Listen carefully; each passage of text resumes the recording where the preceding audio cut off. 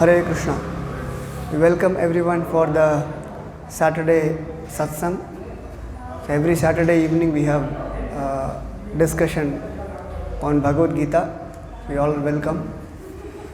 So every Saturday we discuss a topic which is based on Bhagavad Gita, a theme topic. Today's topic is interesting topic, art of dying. Art of dying is sounding little strange, correct? You might have heard about art of living. How many of you heard about art of living? Everyone would have heard. So art of living is how to live, how to keep our body healthy, or yoga, or how to keep ourselves fit, or even mentally if you see mind control, sense control. So these all come under art of living, how to live. So we cannot live just like that, however we want. So there should be, a way how to live. This art of living, it's very simple, anyone can understand. But what it is, art of dying. So this is not one of the very important topic. This is the important topic. As a human being, we should understand what is death. So whenever we speak about death, people say that no, it is why you are speaking about death. This is inauspicious. You can speak something auspicious. Why we have to speak about death at all? So that is not the point. So we understand that this is inauspicious, but actually it is not inauspicious. When we think that it is inauspicious, so we have to find out that why it is inauspicious, how to avoid this. So that is intelligence. So this is inauspicious, no, I will not discuss about this. This is not intelligence. So when you are walking on the way, on the path, there is some danger, correct? So when you understand there is some danger, you have to try to understand that how can I overcome that danger? So how can I not entangle in that danger? How can I be free from that danger? So that is intelligence. So there is some danger, then I will not discuss about that danger, I will just go. So even if you don't discuss about this danger, somehow this will come one day or other. So you are going to somewhere. Now you are not thinking about the danger, but somehow, somewhere that will come. We have to face, correct? So how to face that, how to avoid that, how to come out of that. So that we have to discuss. That is intelligence. So we have to discuss about how to die. So this is very important topic, which only very thoughtful person will think about these things. Like you see on the road, there are so many people walking here and there. So Prabhupada used to say that people are so busy, going in a car here and there. He just says that a dog is running on 4 legs and we are running with 4 wheels. So there is no difference. Why the dog runs here and there? Now where to get food? Where can I get my food? He's just searching for food. And then just run here and there. If some female dog comes, okay, how can I have connection? Now this is what the dog thinks. So in a sophisticated way, we are also doing the same thing. Correct? Sophisticated way in the sense, a dog is also eating and we are also eating. A dog eats on the street whatever it finds, whether it is edible or non-edible, it just whatever something get and then just eat. And we are eating in a sophisticated way in a dining table and plate and then cook some nice food with ghee and all these things. So it is not wrong. It is not wrong to eat or eat some palatable food or anything. This is not wrong. But a human form is something higher than animal life. Now we got this human form of life, we cannot just live what animals are living in same way.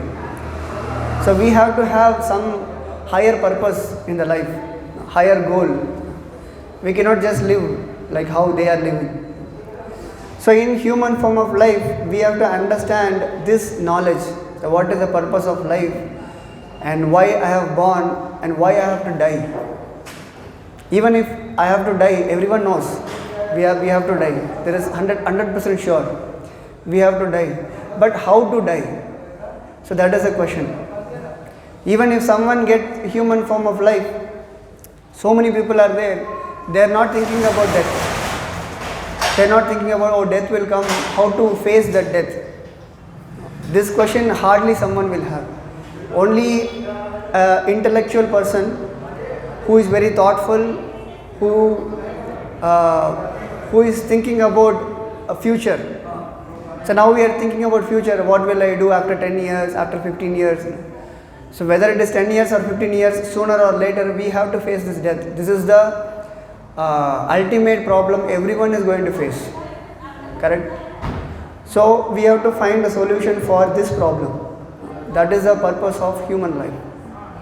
So very important topic. So we'll discuss some points about this. So in our day-to-day life, we always plan things to be safe. Like for example, whatever we do, we plan how to do this. Like for example, you are traveling. So when you travel, we take some safety measures.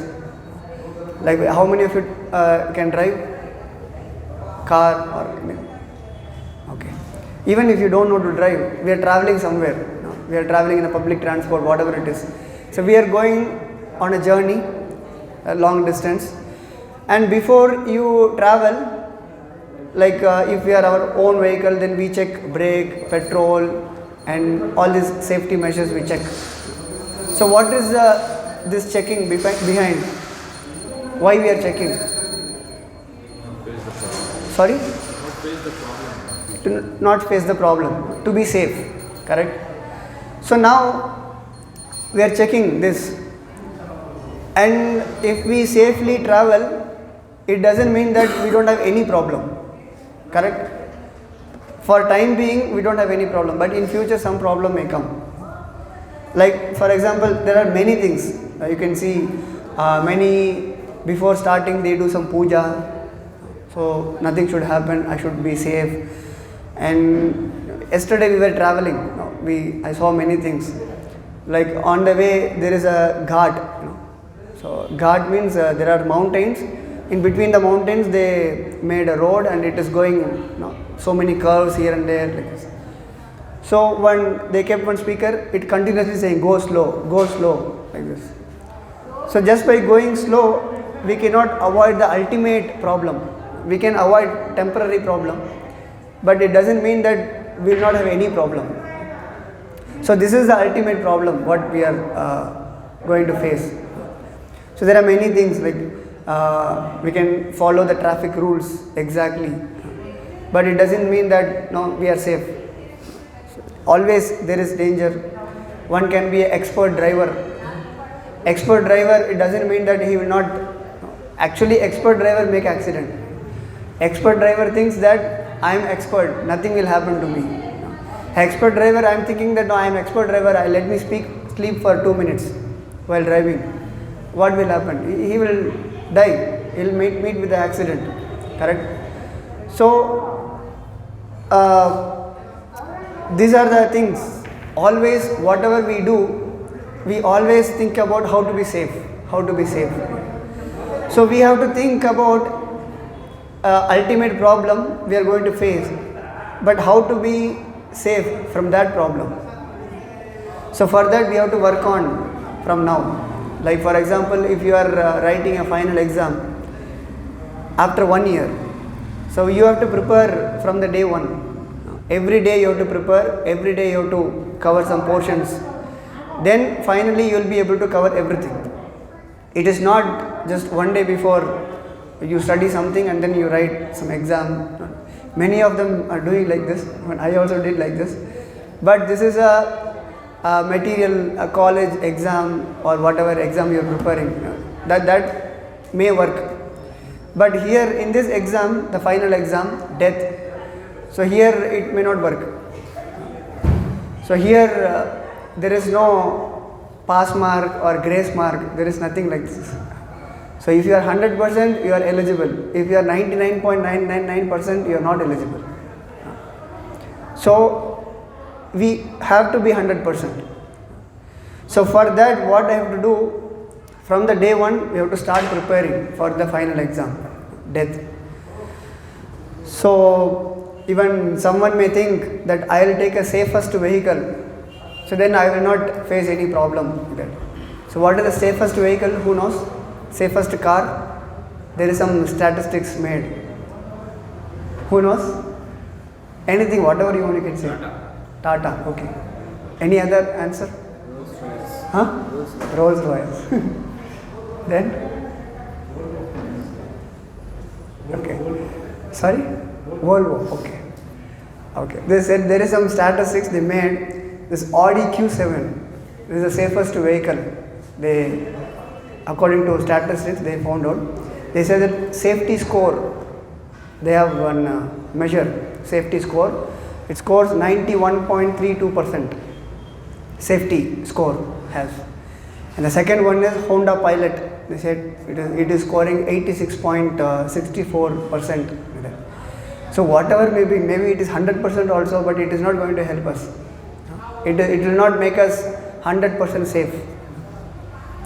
So this is not the way to avoid problems. These are temporary, temporarily we can avoid for some time, for time being. But this is not the ultimate way of avoiding problems. So one way to avoid problem is, there are many accidents are happening. I will not just travel. Just don't travel. So that is not the solution. We have to travel. We have to go somewhere here and there. We have some work. We have to do it. That is not the solution. Not travel. So the point we said before is, like, everyone is facing death, but just don't discuss about that. That is not the solution. Everyone is going to face that. You discuss what is that problem and you find out the solution. So that is the best way to avoid this problem. So as we said, ultimately everyone is trying to be safe, and the point of being safe is to avoid the problems, ultimately avoid death. Like in the traffic signals, if you see, I will not meet with accident if I be safe. But the point is, everyone is going to face. Like for example, when you drive the car in the afternoon, full sunlight is there, it's very hot. When you travel on the road, especially in the highway, in the very far you will see some water. It looks like there is a water, but there is no water. You go a little further and that water also goes little further. So it's like mirage. Yes. So if someone thinks that there some problem is there, so then I will not go, I will stop. So that is not the solution. So there some problem is there, I will go further with a good understanding. Good understanding in the sense, if a person drives, he sees some water. Like generally if you go in the water, it might skid sometimes, correct? So there some water is there, then I will not drive further, I will stop. That is not the solution. Just don't travel, that is not the solution. You have to go further with the proper understanding. Like for example, now we are discussing about death. So in the long future there is death, but it is not that I will just stop. You have a proper understanding what is death, why it is coming, why I have to die first of all. As a jiva, as a soul, we are Satchit Ananda. We are eternal, we are full of knowledge, and we are always blissful. Sat means eternal, Chit means knowledge, and Ananda means everyone knows, bliss. So this is our nature, but now we are not experiencing this nature. Now we are Asat, Achit and Nirananda. We are not experiencing that eternality. We don't know many things. We are learning and we don't know. We are in ignorance and we are not in bliss. Of course, everyone, you just see their face. Everyone is always some tension, pressure. What will happen? It is like this only. So we are not experiencing our original nature. So we have to understand why we are not experiencing this. Why we have to take birth again and again. If we are eternal, then why not my eternal body? Why I am changing my body? Why I have to die? Why I have to take birth again? Why I have to go through all these diseases? Why I have to grow old? So these kind of questions we have to ask. So if I am eternal, why I have to die at all? So that is a question. So in that way, we have to transcend. So death, who can avoid death? Nobody can avoid death. So there are many scientists, they are doing research on this. I will stop death. So this is just a foolishness. So nobody can avoid death. Even one scientist said that, so before he died, so anytime I may die, but don't burn my body. You keep it safe. I will not die. I am doing research on that. I will come back. You keep my body safe in an incubator, whatever they say. So you keep my body safe, I will not die. I am doing research. Just a foolishness. After he died, they tried to keep his body for one day, then it started smelling, stinking. They just burned the body. So nobody can do that. So art of dying, we have to know. Dying, in a sense, we are not discussing about how to avoid death. I will not die, I will live forever. We are not discussing about that point. We are discussing about art of dying. We are not saying that we will not have die. We will not have death. We will die, but how to die? How to face that problem? That should be the intelligence. So nobody can avoid death. So we have to transcend death. We cannot avoid it, we can transcend. So for transcend, there is one very good example. Many of you might have seen eagle.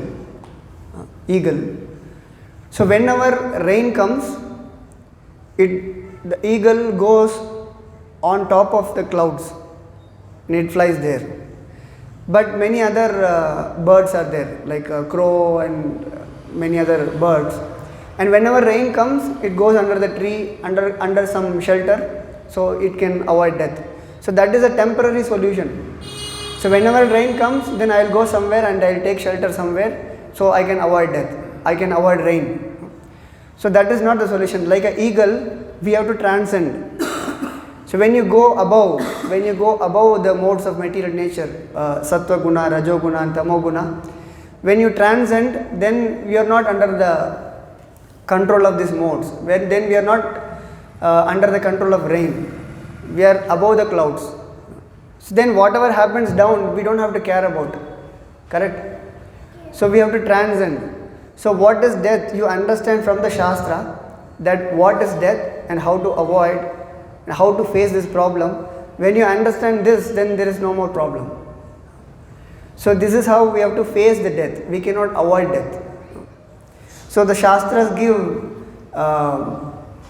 so much knowledge about who we are and we are soul and what is our constitutional position and what is our destination, where we will go, what you do, and according to that where you will go.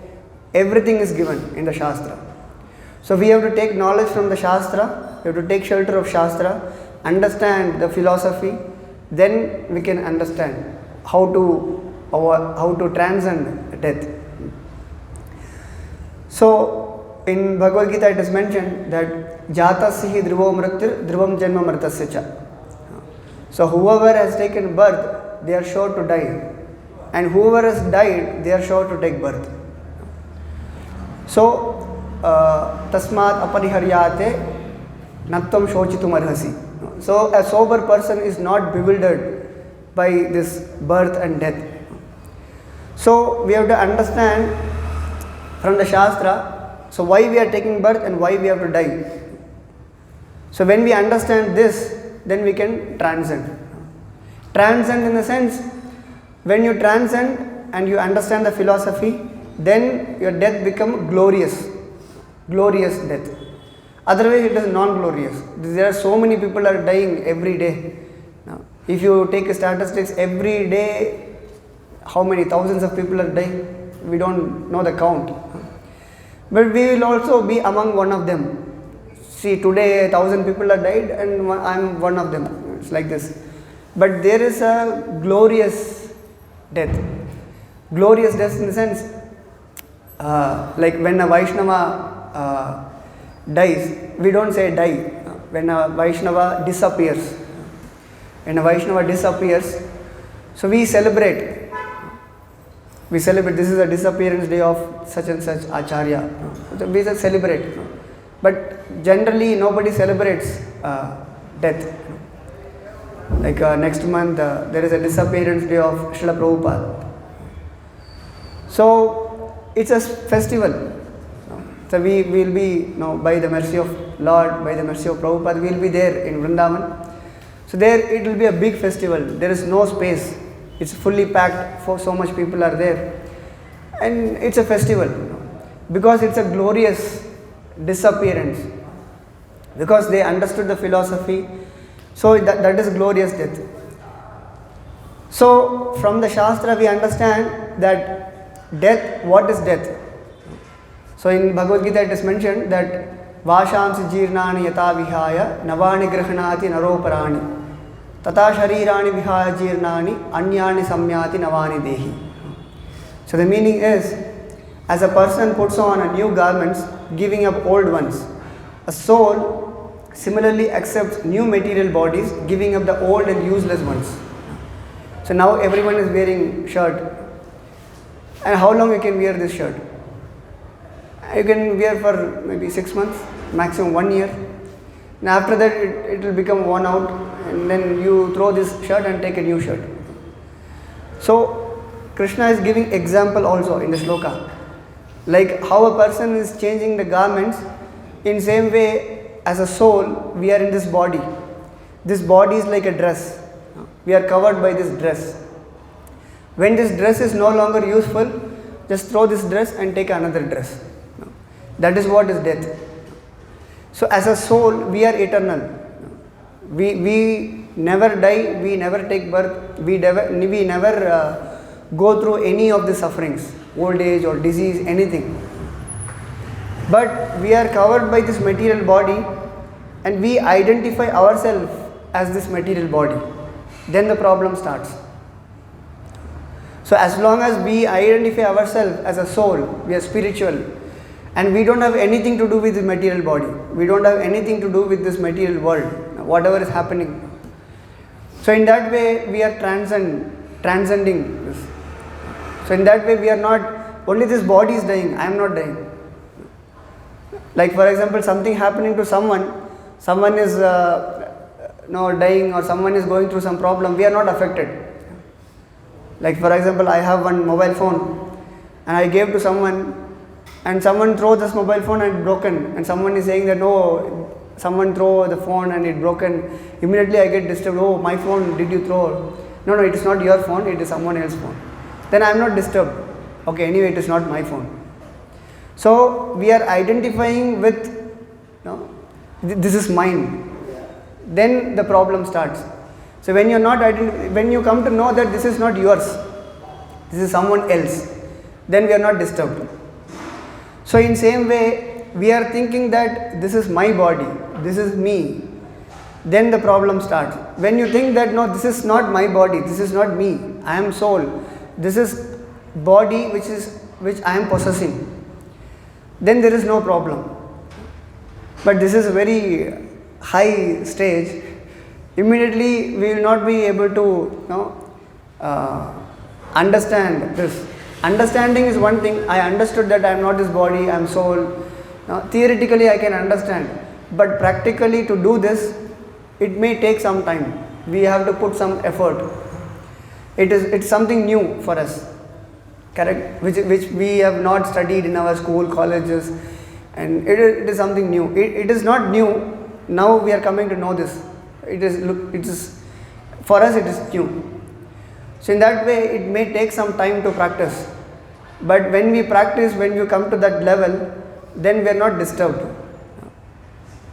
So in that way, we have to try to transcend the modes of material nature, transcend that I am not this body, a soul. So then we will be able to transcend death. Then this is the art of dying. So in Srimad Bhagavatam, there is a story given, analytical story. Analytical in the sense, a story goes, and whatever is mentioned in that story, whatever is mentioned, the characters and the activities, it is all connected to our life. So we can relate our life with that story. That is called analytical story. So there is a story of Puranjana, one character called Puranjana. Puranjana is nothing but we. Puranjana, the word, literal meaning of the word is living entity. We are all living entity. So Puranjana is us. A story, and actually Puranjana, he was a very sense enjoyer, and he was always enjoying all kind of material things and opulence, fame, name, and all association with women, everything he was enjoying. He was a king, and he was enjoying, and at some point he had to meet death. So how he is meeting the death, this all is a very long story, very long session. I'm just telling you some points related to this, whatever we are discussing. So at some point he has to meet death. So there analytically it is mentioned that time, everything is going according to time. Like for example, today, one day, and the next day is coming. It according to time. Like every day sun rises and sun sets. One day is gone. That means we lost one day of our life. Indirectly we can say we died one day. Then every year we are celebrating birthday. So one birthday means, so what is your age? My age is 31. So I died 31 years. How many years more I live, I don't know. Then next birthday comes, 32. So 32 years I died. That is what it is. So it depends on time. So time takes away our life. So then once the daughter of time is mentioned as Kala Kanya. Kala means time. Kanya means woman or daughter also. So Kala Kanya means a daughter of time. So daughter of time is Jara. Jara means old age. Old age is a daughter of time. As soon as old age comes, immediately everyone gets disturbed and become distressed. Oh, what will happen? How my life is going on, and all senses will become weak. We become invalid. You understand what is the meaning of invalid? Invalid means it is just like a vegetable. Vegetable, it's just lying there, and we cannot do anything with that. It's just lying there. Like that, we become invalid, and no one cares about us. Like no one gives importance to us. Like this. When we become old, when the Jara comes, everyone comes into disturbance. Mind get disturbed. So that is the what to say, prior period of death, we can say. Generally everyone goes through old age and then die. But nowadays it is not like this. Even child and young people, everyone is dying. But general scenario is this. Everyone goes through the old age, and old age is the symptom of death, you can say. So in that way, Kalakanya approached Puranjana. So he became old. He was enjoying life materially with full opulence, enjoying everything. And then at some point he has to meet the old age. Kalakanya came. So then no one likes Kalakanya. Everyone wants to avoid her. Nobody wants to accept her. So then she approached Narada Muni. So Narada Muni, he was a brahmachari. So she approached Narada Muni, and she was not able to possess Narada Muni because he was a brahmachari and he was practicing spiritual life. So she was not able to. So then she asked Narada Muni, said, what shall I do? Where can I take shelter? So then she said, okay, you go to this person called Yavana Raja. Yavana Raja in the sense, the king of Yavanas.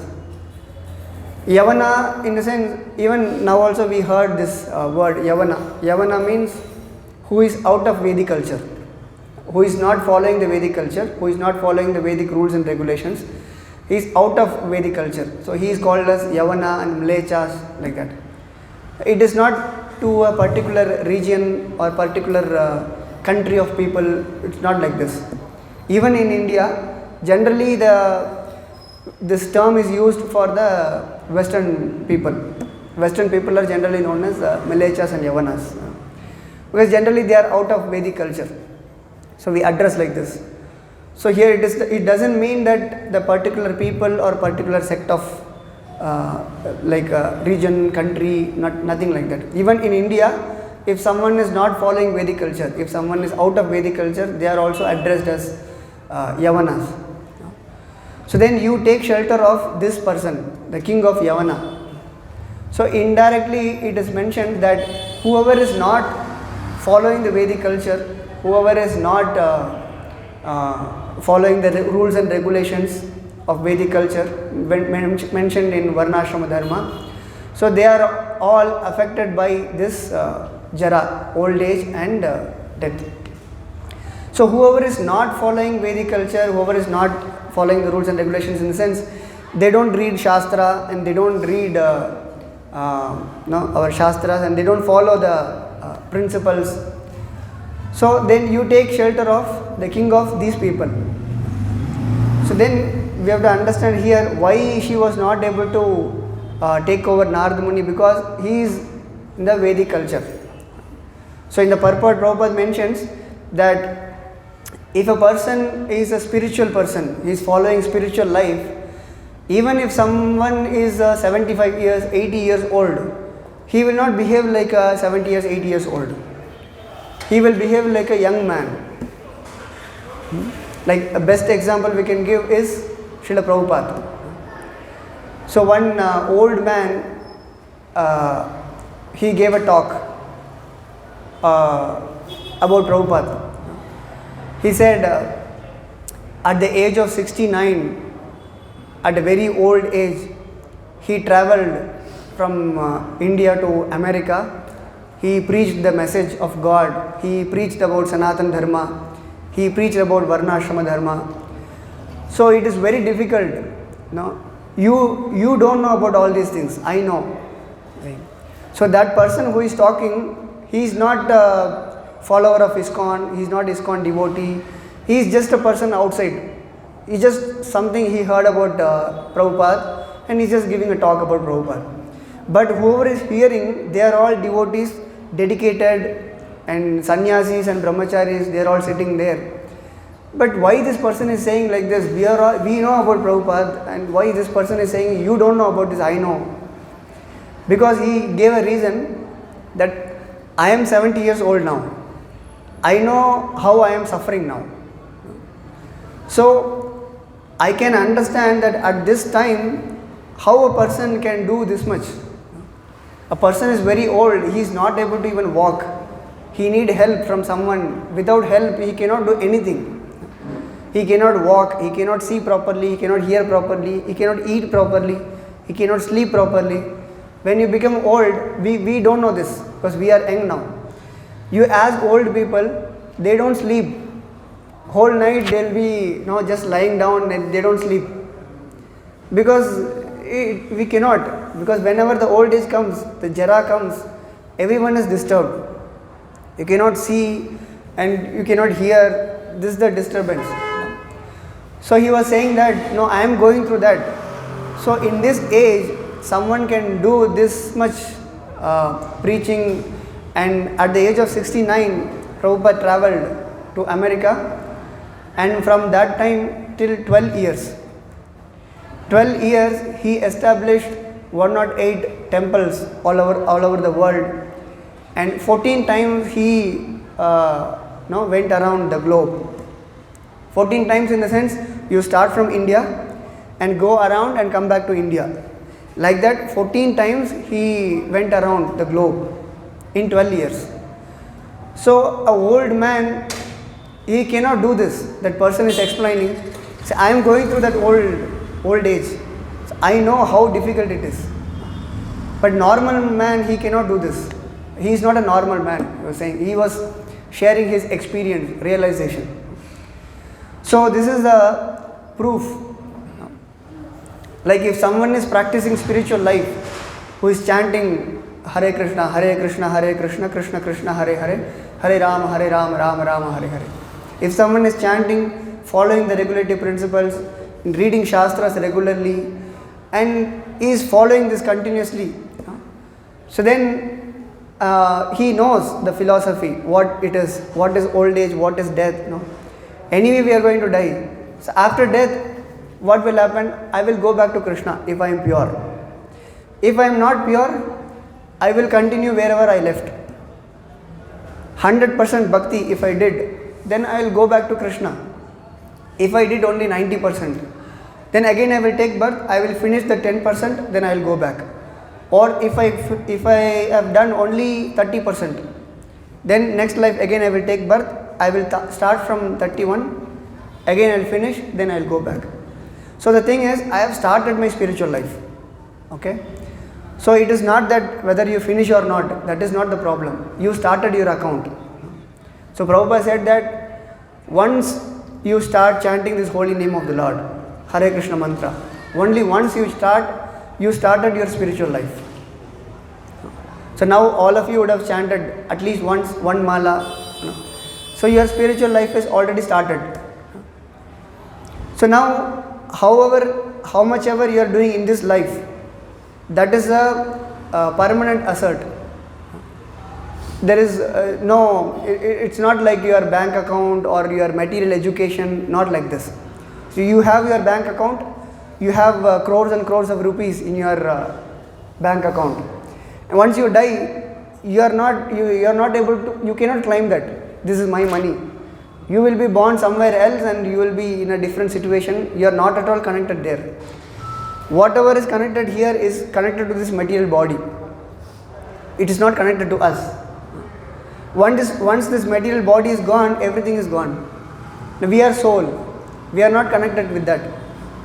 So in same way, all the relationships, like mother, father, family, friends and enemies, everyone is connected to this body, not to us. Body is different. We are not this body.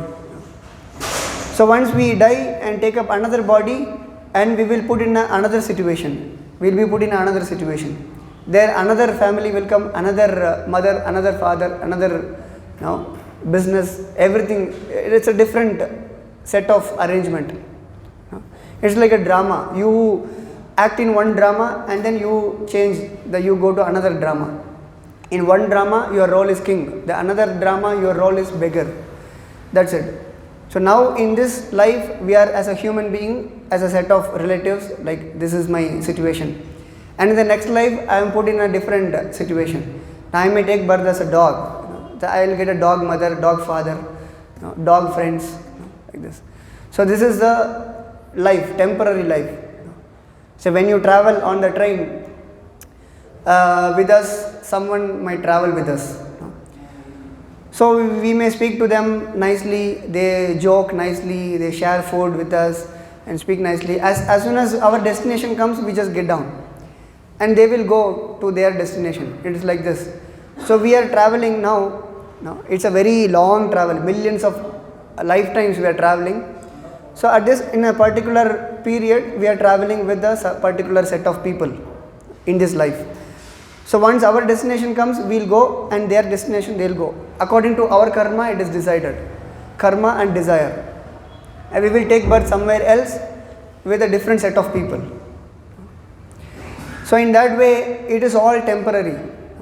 So when we understand all these things, we are not disturbed by death.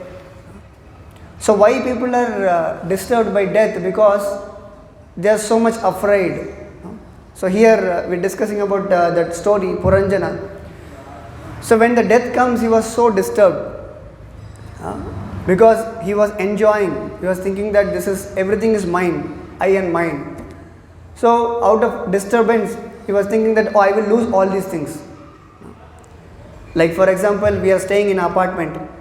The landlord comes and he is saying that you have to leave this house. So then we get disturbed. Oh, why I have to leave? Where I will go? What will happen to my apartment? This is not our apartment. There is a landlord. We have rented this apartment. And we are thinking that this is my apartment. So then we are disturbed. So in same way, we rented this body for this lifetime. So when we leave this body, we should not be disturbed. We rented this body and we will get another body according to our karma and desire. So in that way, so like for example, we are leaving this apartment, and if we know that we will get a better apartment, even more luxury apartment, then we are not disturbed. So in same way, now if we are going to die, anyway if I die, I may take birth as a human being according to my karma.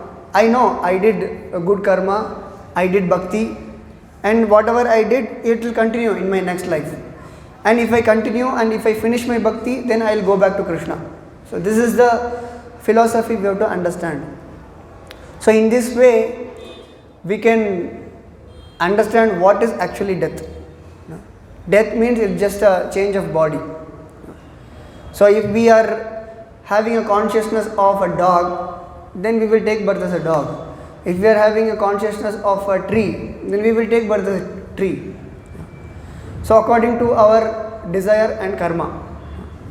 So in that way, where we don't have to disturb about this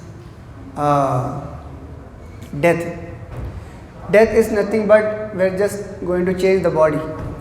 So in that way we can transcend death. Nobody can avoid it. We are not disturbed by death. So in Bhagavatam it is mentioned that labdva sudurlabam idam bahu sambhavante. How it goes? Manusham artadam anityam apihadiraha. Manusham janmam artadam anityam apihadiraha. This manusha janmam artadam. This is very meaningful life. See, as we discussed in the very beginning of the lecture, that the animals, they are also leading life, and human beings, we are also leading the life. If we are leading the life in the same way as animals, then there is no difference between animals and us. So Manusha Janmam, this human form of life, is Artadam. Artha means meaning. It's a very meaningful life. Even though it is temporary, but it's a meaningful life. Even Prahlad Maharaj says that there is a meaning for this human form of life. Say a dog is also going to die. I am also going to die. But the lifespan of a human being and dog is different. Like for example, a dog, even whatever you teach, this philosophy, it may not understand. But human being can understand. Human being can understand the philosophy, understand Shastra, he can get knowledge, he can think. There is a sixth sense is there for the human being. So we have to use this. And Manusham Artadam Anityam Apihadiraha. Dhira means a sober person. He can understand what is actually the meaning of human form of life, even though it is Anityam. Anityam means temporary. So Turnam yateta napatet anumritya yavan. Turnam, this word is very important in this verse. Turnam means immediately. So immediately one should understand. So immediately, as soon as one understands that there is death going to come, immediately he should start preparing his life. Preparing his life before he meets the next death. So now we have gone through many deaths, many millions of lifetimes we have gone through. We cannot trace out when we have started this journey. So many lifetimes we have gone through, many deaths we have gone through. But now we understood that what is death and how to transcend this death. So as soon as one understands, immediately one should start working on this. How can I transcend this death? What should I do for that? So that is intelligence. So Bhagavatam says that after many births and deaths, one achieves the rare human form of life, which although temporary, affords one the opportunity to attain the highest perfection. So in this human form of life. Thus a sober human being should quickly endeavor for the ultimate perfection of life as long as his body, which is always subject to death, has not fallen and died. After all, sense gratification is available even in the most abominable species of life, whereas Krishna consciousness is only possible for a human being. So by practicing Krishna conscious, by practicing spiritual life, we are transcending death. We are transcending old age, because Jara cannot possess us. Transcending birth, transcending disease, birth, death, old age and disease. These four are the common problem for everyone. Someone may have financial problem, someone may have mental problem, someone may have a health problem, or someone may have relationship problem. But everyone has the same problem, these four common problems. So birth, death, old age and disease. This is common for everyone, every living entity, not only for human being. But human being should understand how to transcend this birth, death, old age and disease. So this art we have to understand from the Shastra. So regularly we have to read Shastras. What is Shastra? We have to read Bhagavad Gita and Bhagavatam. In Kali Yuga, this Bhagavad Gita and Bhagavatam, these two are the important texts we have to read. We cannot read Vedas, Upanishads. This is all very high level topic, philosophy, and we are not capable of understanding these things. Even if we read, we may not understand. But Bhagavad Gita, Bhagavatam, it is all given to the fallen people, Kali Yuga people, for us. So we have to take advantage of this Bhagavad Gita and Srimad Bhagavatam, and we have to perfect our life. So in that way we can transcend death. We have to understand the art of dying from the Shastra. So Hare Krishna. Any questions, comments?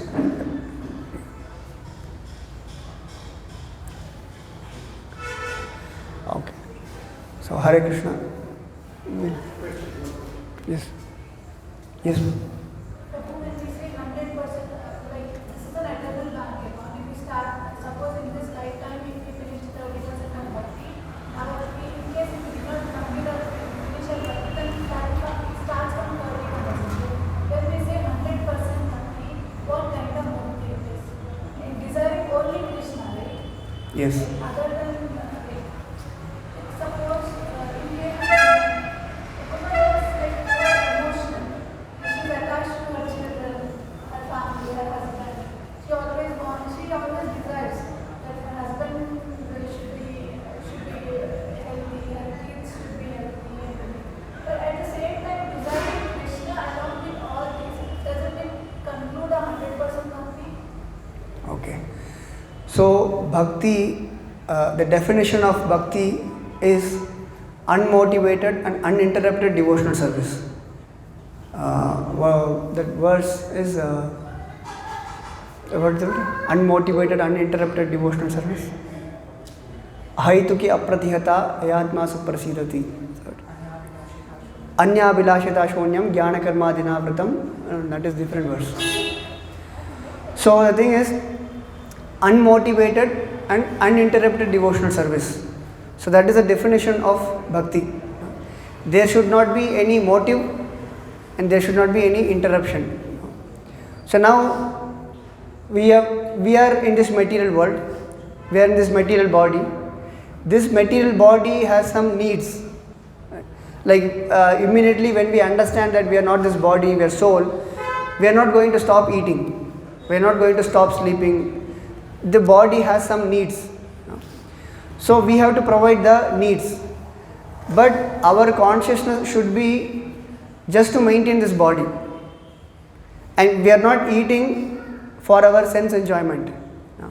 So I like gulab jamun, so I'll take more gulab jamun. So I'll like this thing, and I want to go there, I want to do this. When we have our personal motive, then it is not bhakti.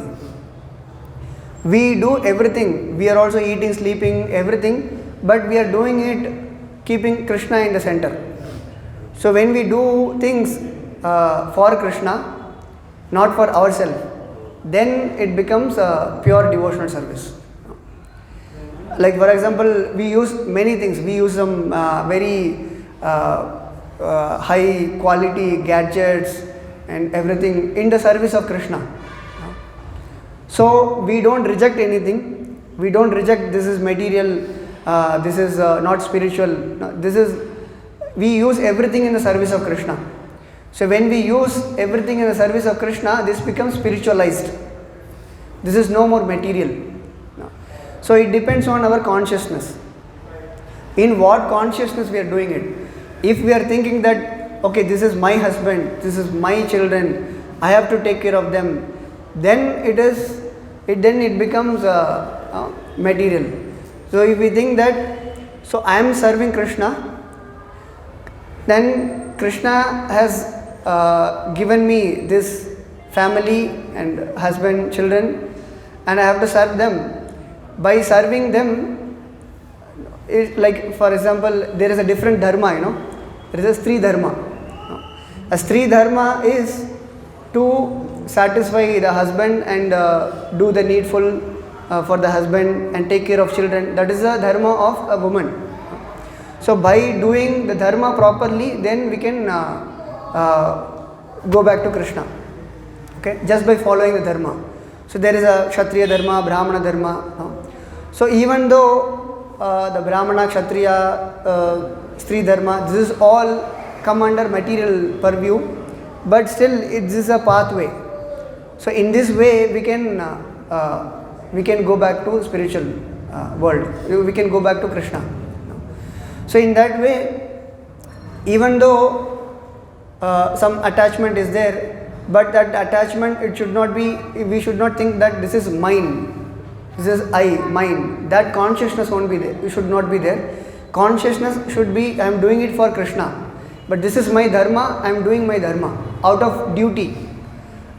We, like for example, if we think that this is mine, so then something happened to a particular person, we get disturbed. Oh, this happened to them, So they are going through their karma, I am going through my karma, and then it's all like out of duty I am doing it. So if someone got sick, so I am taking care of them as my duty. I am not attached. So we are doing things with the detachment, not attachment. So doing things in a detached way, then we are not attached. So we are not attached to the results of whatever action we are doing. So in that way, and we don't speak much about detachment also. We speak more of attachment to Krishna. So when we are more attached to Krishna, then automatically we detach from material things. So husband, children, whoever it is, we don't think that, okay, this is not my husband, this is not my children. Not that way. No. Krishna is in the center. I am serving Krishna through them. By serving Krishna, by serving the husband. So through this I am serving Krishna. So in that way, the more focus is given to attachment to Krishna. So in that way, automatically we are detached from this. So we do our consciousness. With our consciousness, we have to think that this is not mine, I am doing it out of duty. So in that way, we are not affected by this. Hope I answered your question. Some clarification you can. Yeah.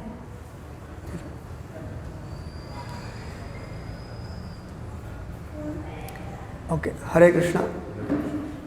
Bhagavad Gita as it is ki